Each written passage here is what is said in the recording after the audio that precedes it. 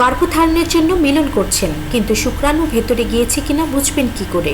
কেননা মহিলারা মিলনের পরে উঠে দাঁড়ালে কিছুক্ষণ পরপরই তরল বাইরে বেরিয়ে আসতে থাকে। এতে কিভাবে বুঝবেন তরল ভেতরে গিয়েছে কিনা এবং আপনি গর্ভধারণ করতে পারবেন কিনা? অনেক সময় দম্পতিরা রাতে মিলন করলেন, কিন্তু সকালে দেখতে পেলেন তাদের এমন ধরনের স্রাব বের হচ্ছে যেটা দেখতে অনেকটা সাদা, জেলি টাইপ, কিছুটা ঘন ও আঠালো। এতে অনেক মহিলারাই ঘাবড়ে যান। মূলত এটি হলো মিলনের পরে বীর্য মহিলাদের যোনিপথে থকথকে জমট বাঁধা অবস্থায় প্রবেশ করে। পরবর্তীতে সময় যাওয়ার সাথে সাথে এটি তরলে রূপান্তরিত হয় এবং বীর্য থেকে শুক্রাণুগুলো রিলিজ হয়ে যায়। এ কারণে মিলনের পরে উঠে দাঁড়ালে কিছুক্ষণ পরপরই তরলের মতো বেরিয়ে আসতে থাকে। তবে হেলদি শুক্রাণুগুলোর সাথে তাদের লেজ ঘুরিয়ে ঘুরিয়ে জরায়ুর অভ্যন্তরে প্রবেশ করে ডিম্বাণুর কাছে যাওয়ার জন্য। যে তরল মহিলারা মিলনের পরে উঠার পর বের হতে দেখেন, তাতে মহিলাদের স্রাবের সাথে সাথে বীর্যের তরলও বেরিয়ে আসতে থাকে। বীর্যে লক্ষ লক্ষ শুক্রাণু থাকে, তবে পুরুষের একটি মাত্র শুক্রাণুই যথেষ্ট গর্ভধারণের জন্য। এ কারণে তরল বাইরে বেরিয়ে গেলেও গর্ভধারণ সম্ভব। এক্ষেত্রে অনেক সময় কোনো কোনো বীর্য পাতলা প্রকৃতির হয়ে থাকে। সেক্ষেত্রে বীর্য পরীক্ষা করে নেওয়া উচিত, যাতে শুক্রাণুর সংখ্যা, গঠন ও গতি প্রকৃতি ঠিক আছে কিনা সেটা জানা যায়।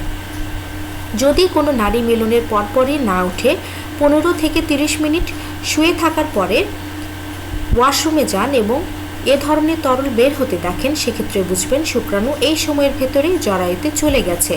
অনেকে আবার মিলনের পর না উঠেই ঘুমিয়ে পড়েন এবং 4-5 ঘন্টা পরেও যদি তরল বের হতে দেখেন, সেক্ষেত্রেও বুঝবেন যে জরায়ুতে শুক্রাণু চলে গিয়েছে।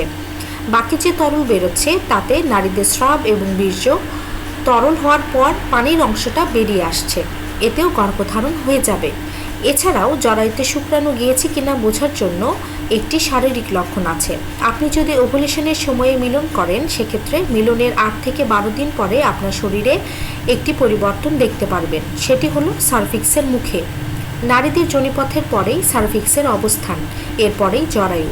শুক্রাণু জরায়ুতে প্রবেশ করলে তার নারীর ডিম্বাণুর সাথে মিলিত হয়ে 8 থেকে 12 দিন পরেই গর্ভরোপণ ঘটবে। স্বাভাবিক সময়ে সার্ভিক্সের মুখ যোনিপথের নিচের দিকে নেমে থাকে, কিন্তু গর্ভধারণ করলে গর্ভের ভ্রূণকে সুরক্ষিত রাখার জন্য সার্ভিক্সের মুখ অনেক উঁচুতে উঠে যায় এবং শ্লেষা জাতীয় সাদা বা ক্রিম রঙের স্রাব বেরোতে থাকে।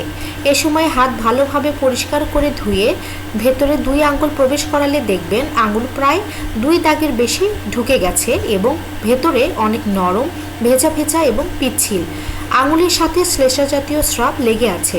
অনেক সময় স্রাবের সাথে হালকা রক্তও লেগে থাকতে পারে, যাকে গর্ভরোপণ রক্ত বা ইমপ্ল্যান্টেশন ব্লিডিং বলে। এ ধরনের লক্ষণ দেখলে বুঝবেন শুক্রাণু জরায়ুতে সফলভাবে প্রবেশ করেছে এবং আপনি গর্ভধারণ করেছেন। আজকের আলোচনা এ পর্যন্তই। ভালো থাকুক, সুস্থ থাকুক প্রতিটি মা, এ কামনায় আজকের মতো এখানে শেষ করছি। ধন্যবাদ সবাইকে।